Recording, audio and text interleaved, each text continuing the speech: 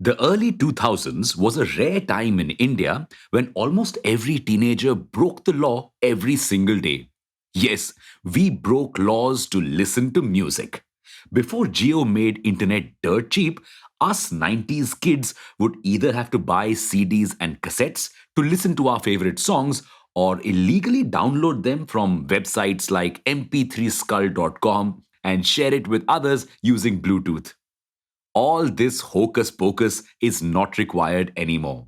Most kids now don't even know what a cassette is, and we hardly ever download songs, all thanks to music streaming.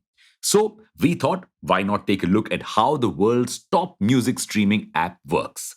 Yes, we're talking about Spotify. Welcome back to Revolution Read On, a daily podcast where we break down one story from the world of business and finance.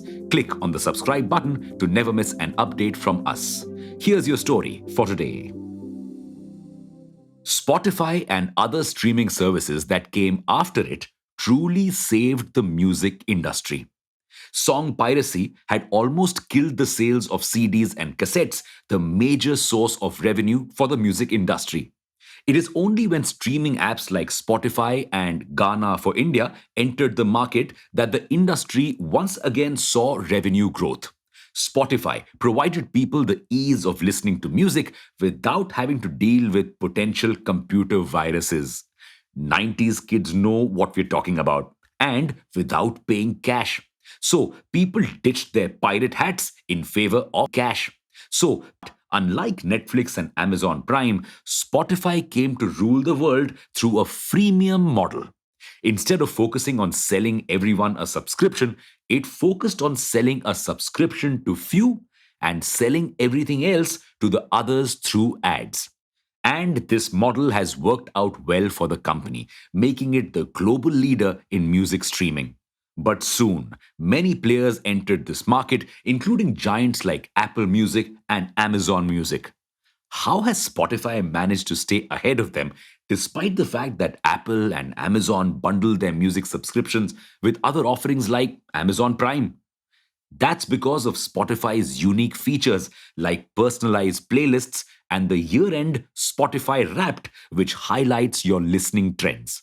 This manages to keep customers hooked to Spotify and even get the company 187 million paid subscribers who account for 91% of the company's revenue.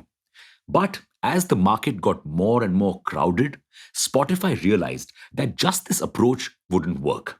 The same problem that a lot of streaming services are now facing. It constantly needed to attract more and more new customers to get more ad revenue, and this would only be possible if it differentiated itself from the other music apps in some way. Now, this wasn't possible through the music route. People can listen to songs anywhere, even on the radio. So, to bring more customers into the fold, it would have to launch exclusive content, exclusive podcasts to be precise. Over the last 4 years, the company has spent well over $1 billion to acquire exclusive podcasts, and it now has over 4 million podcasts. Not all are exclusive in its kitty. For comparison, Apple only has 2 million podcasts, while Amazon Music has 9 million podcasts.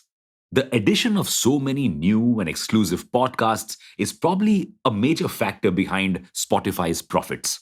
The company, which in true startup style was famous for its losses, finally turned profitable in October 2021. But wait, why did it take 15 years for the company to make profits? Because Spotify has to pay a lot of licensing and royalty fees to artists, labels, and publishers. P.S. Artists hardly get any money out of this. They are paid around 0.003 to $0.005 per stream. For each $1 that Spotify earns, 60 cents goes to these entities, and the rest usually was spent in operating and employee costs. So the company was unable to make profits and was burning cash. However, podcasts have changed this. They've brought more users to the platform who spend more time on the platform, which has increased the company's revenue from both subscriptions as well as ads. But while all of this has helped Spotify become the global leader in streaming, it is still lagging far behind in India. Why?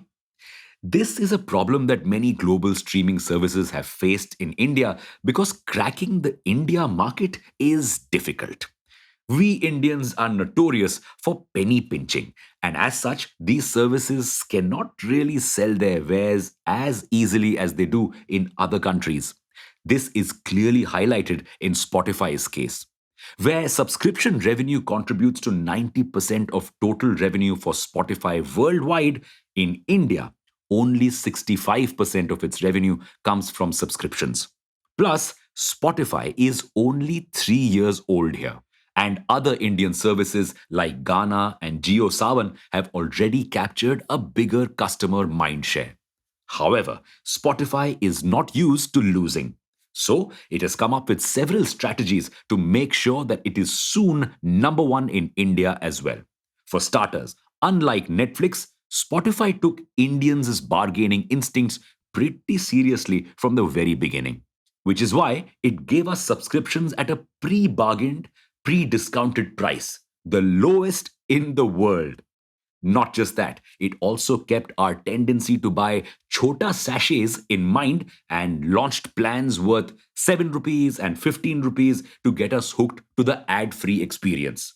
And because Spotify knows that despite all this, some of us former pirates will still never pay for music, it gives us a better free user experience than anywhere else in the world. Just so we would stick around.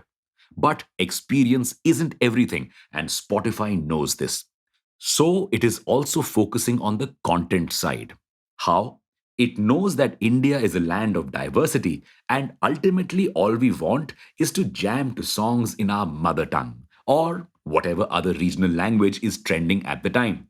Therefore, it is focusing more and more on regional content, and Spotify's bets have paid off. It has managed to double the number of Indian subscribers in 2022, and India is now one of its top 20 markets globally. Now, the only question is, will it be able to sustain this growth and beat JioSavan? Or will Indian companies remain the kings in India? Well, that's your story for today. Thanks for listening in. Make sure to follow this podcast if you aren't already. We'll be back tomorrow.